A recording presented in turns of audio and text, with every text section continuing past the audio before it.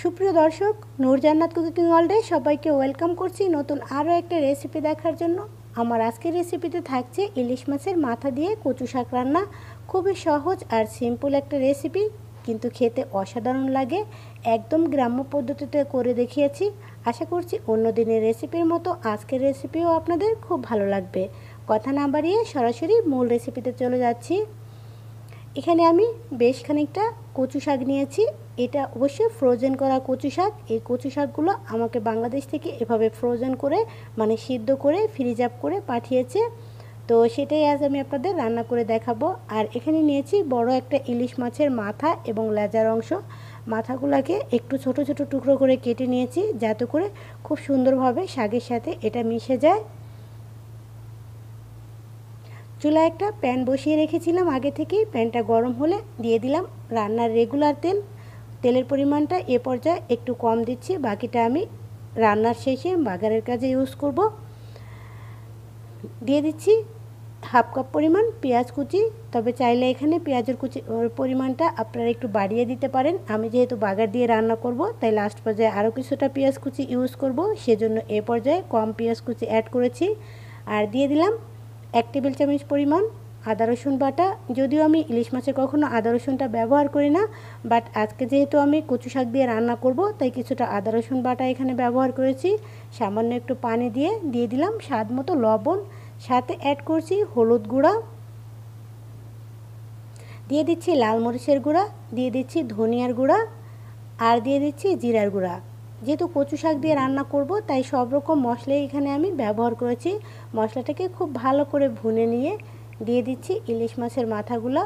আর মাথাগুলো দিয়ে একটু খুব ভালো করে সময় নিয়ে আস্তে আস্তে করে নাড়াচাড়া করে আমি কষিয়ে নিচ্ছি। সামান্য একটু পানি অ্যাড করছি মাথাটা যাতে খুব সুন্দরভাবে রান্না করা হয় বা সিদ্ধ করা হয়। তো আবারও একটু নাড়াচাড়া করে এটাকে আমি ঢেকে রেখে দিব প্রায় 3 থেকে 4 মিনিটের জন্য। যদিও ইলিশ মাছের মাথা, এটা সিদ্ধ হতে খুব বেশি সময় লাগবে না, তারপরেও একটু সিদ্ধ করে নিচ্ছি। তো পুরোপুরি 4 মিনিট পরে আমি ঢাকনাটাকে খুলে নিয়েছি। আরও কিছুটা সময় একটু কষিয়ে নিচ্ছি এটাকে।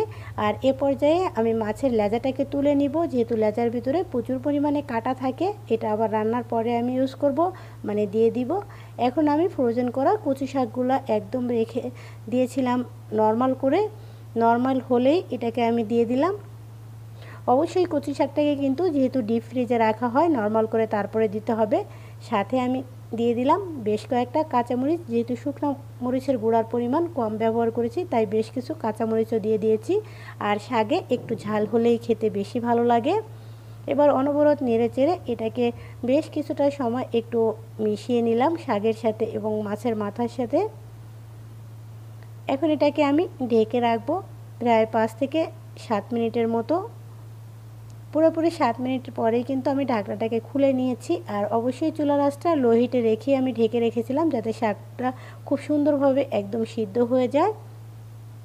এ পর্যায়ে আরও কিছুটা সময় একটু নাড়াচাড়া করে অবশিষ্ট যদি কোনো পানি থাকে, পানিটাকে একদম শুকিয়ে নিতে হবে। দেখতেই পাচ্ছেন আমার এখানে কচু শাকের কিন্তু কোনো রকম কোনো পানি নেই। আর বাকি যদি কিছু পানি থাকে, তাহলে কিন্তু আমি বাগারের পরে এটাকে আরও খুব ভালো করে শুকিয়ে নিব। এ পর্যায়ে এটাকে চুলা থেকে নামিয়ে নিয়েছি। আবারও প্যানের মধ্যে দিয়ে দিলাম বেশ কিছুটা সরিষার তেল দিয়ে এর মধ্যে আমি 3-4টা শুকনো মরিচ দিয়ে দিচ্ছি শাকটাকে বাগার দেওয়ার জন্য। আর এই বাগারটা দিলে কিন্তু এই কচু শাকটা খেতে অসম্ভব মজার হয়। এটা কিন্তু আমাদের গ্রামের এলাকাগুলোতে বাগার দিয়ে কচু শাক রান্না করা হয়, আর সেভাবেই আমি আপনাদের সাথে শেয়ার করছি। দিয়ে দিলাম বেশ কিছুটা পেঁয়াজ কুচি ও রসুন কুচি। অনবরত নেড়ে চেড়ে এটাকে একটু একটু ব্রাউন কালার করে নিয়েছি, মানে হালকা ব্রাউন কালার করে নিয়ে এখন বাকি কচু শাকটাকে এখানে আমি দিয়ে দিলাম, মানে আগে থেকে রান্না করে রাখা কচু শাকটাকে এখানে দিয়ে দিলাম। এবার এটাকে অনবরত নেড়ে চেড়ে আমি একদম পানিটাকে শুকিয়ে নিব। আর কোনো রকম কোনো পানি রাখা যাবে না, তাহলে কিন্তু এই কচু শাকটাতে গলা চুলকাবে বা মুখ ধরবে। তো আমি সেভাবেই চুলাটা মিডিয়াম আঁচে রেখে অনবরত নেড়ে চেড়ে সম্পূর্ণ পানিটাকে শুকিয়ে নিয়েছি।